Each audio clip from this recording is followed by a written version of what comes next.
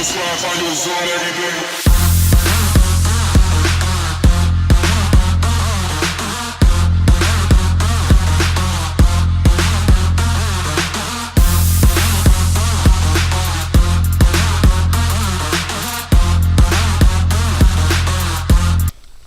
Well guys, it's that time of year, boat maintenance, keeping everything up par, so that way when we get on the lake here in a few weeks for teal season, we'll be ready to rock. I'm going to do an oil change today, check fuel lines, check batteries, check all my wiring, just make sure everything is ready to rock. All the plugs are in the boat, plugs for the pods are in there. Key is in the ignition. I have a spare key in case she ever gets lost. Just kind of going over everything on my checklist. Gonna check the hubs, probably grease those up. And we'll also go over safety things, legally what we have to have in this boat, you know, fire extinguishers, whistle or a horn, paddle, life jackets for all the members of your boat, navigation lights, extra batteries for those, fuel lines, bulb. We're gonna grease the shaft on the backwater on the long tail. Just gonna go over everything today and get it ready, and hopefully you guys can kind of follow along. Maybe I'll touch on something you guys might have forgot, and you guys can be sure to have your boats ready for opening day. Let's get this oil changed.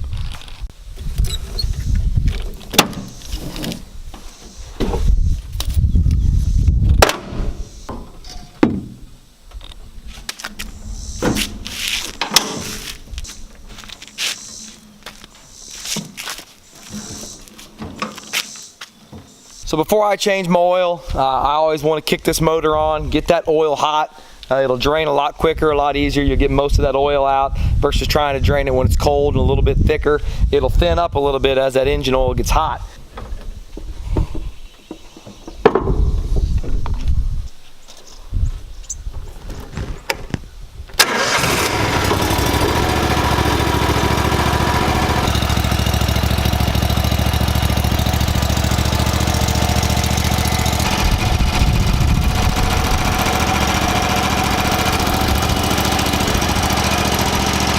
It's been about 10 minutes. I think we're good enough.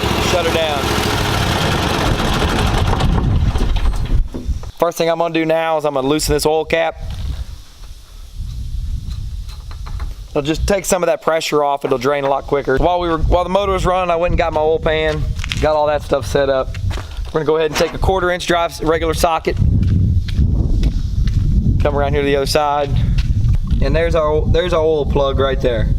So with this backwater long tail, I can just spin this motor around. That way my oil can drain away from the boat and not into the boat.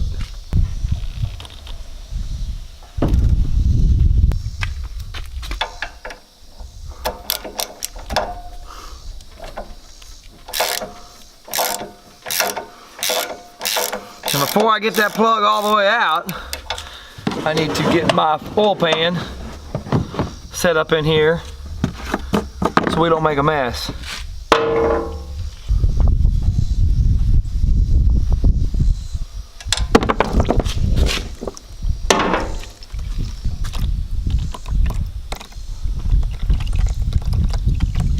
And we're making a mess.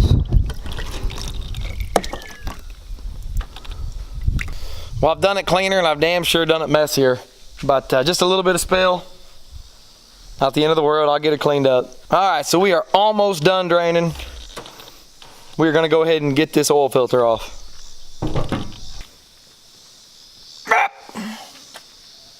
Maybe.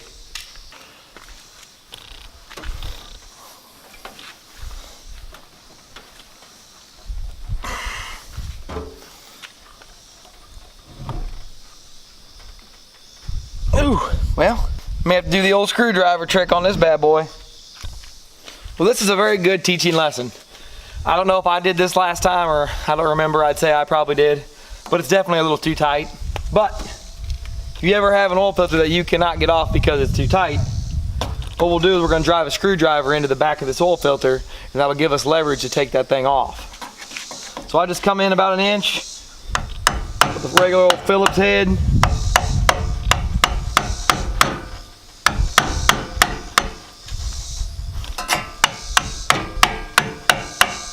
Just like that. So I went all the way through. So what that's gonna do for me is now I've got something to actually lever on. And out she comes.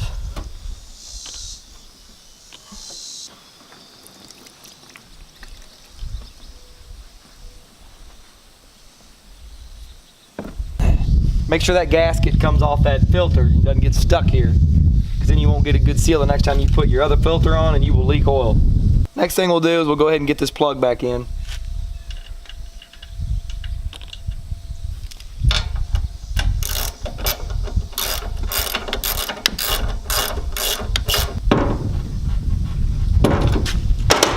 There we go. Well, here comes the rain. Now that we got that old filter off, plug back in, we're gonna put the new filter on. Take you just a little bit of old oil and smooth it over that new gasket. And then put that new filter back on.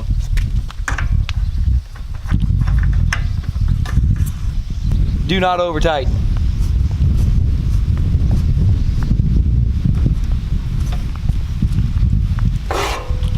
And wouldn't you know it, it's raining. I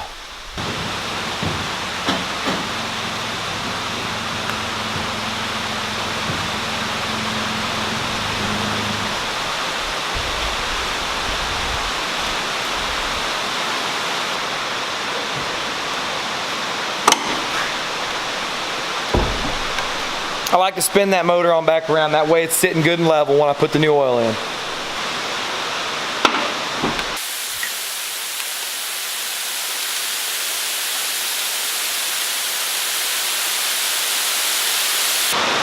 Getting after it out there.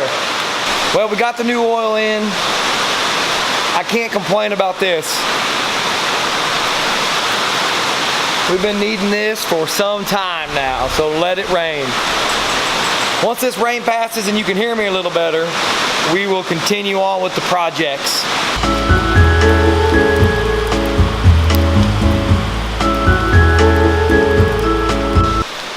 All right. So I've got one quart in there now. I can't remember how much it takes.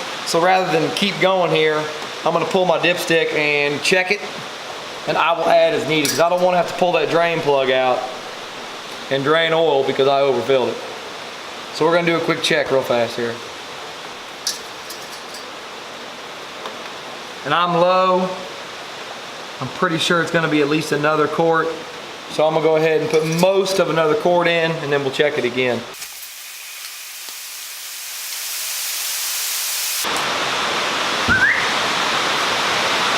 Let's check it again. Now we're getting there. It looks like I need just a little more.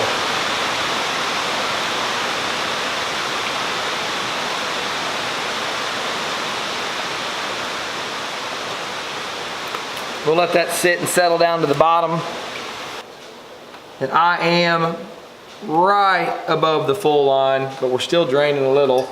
Once I run this motor and get the oil up into the engine, we should be right in the money zone. So I'll put the cap back on. We're gonna start it up and let it run for a couple minutes, and then we'll check it again after it settles, and we should be ready to hit the water.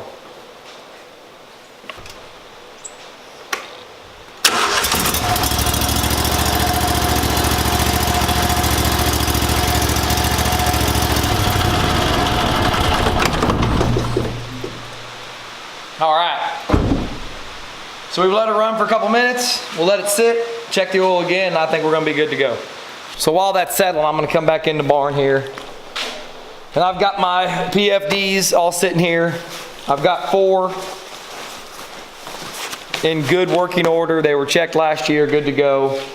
PFDs will definitely be in the boat. I always keep extras in the vehicle, so if someone wants to jump in or we have to give someone a ride back, I have at least 4 in there for emergency reasons. And by law in Missouri, I do believe you have to have a throw cushion. Yep, there they are. So I've got 3 throw cushions ready to go. Those are in good working order. All the stitching's in, none of the foam's coming out of them. They're good to go. Fire extinguisher, we are charged in the legal range, so that's good. I just checked my box. I keep 2 dry boxes, one for batteries.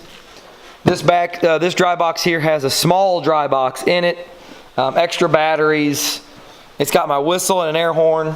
I've got extra batteries for my nav lights. I always keep a couple MREs in the boat, and we have used these more than once. Zip ties, dry storage with all my boat paperwork in it, registration forms, screwdrivers, extra carabiners, pliers, a couple D-rings. I've got an extra LED light, just for emergency reasons if I need it. It stays in there. So that dry box is for all the little essential items that we may need on the water.